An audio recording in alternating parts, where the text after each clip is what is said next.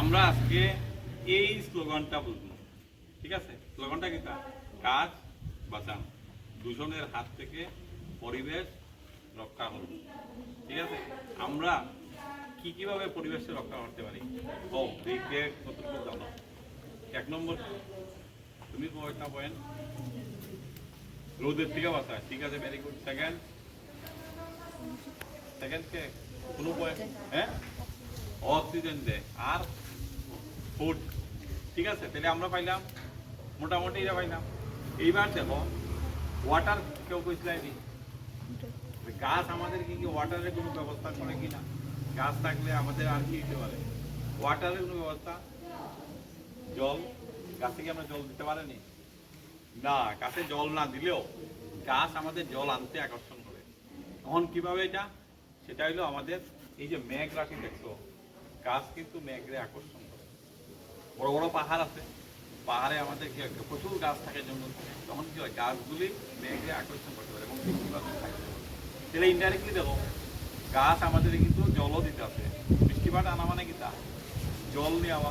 এই যে মরুভূমি অঞ্চল যেখানে আছে গাছ নাই, এদিকে বৃষ্টিপাত হয়। এখন আমাদের কর্তব্য হলো যে গাছ বাঁচান। আমরা আজকে একটা স্পেশাল প্রজেক্ট করবো।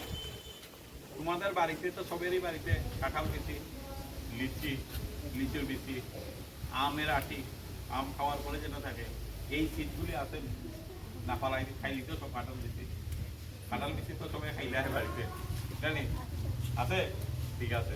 আর জামের বিচি নাই, আছে, ঠিক আছে। এটা তোমরা নিয়ে আইবা।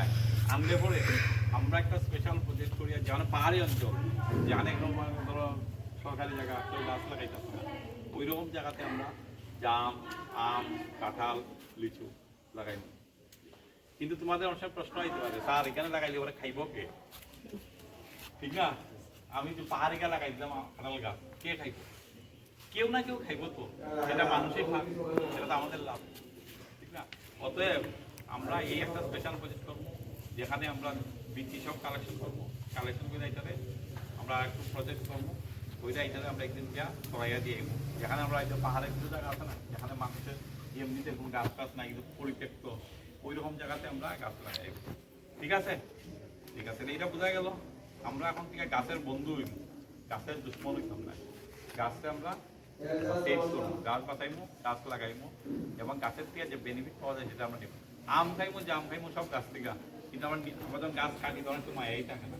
যেই গাছটা আমার বাড়িতে আমার আম খাওয়াইছে 20 বছর, আর আমি যে কোনো ইচ্ছে হইলে খাইতে পারি, ডাল কাটতেও কোনো মায়াই লাগে না।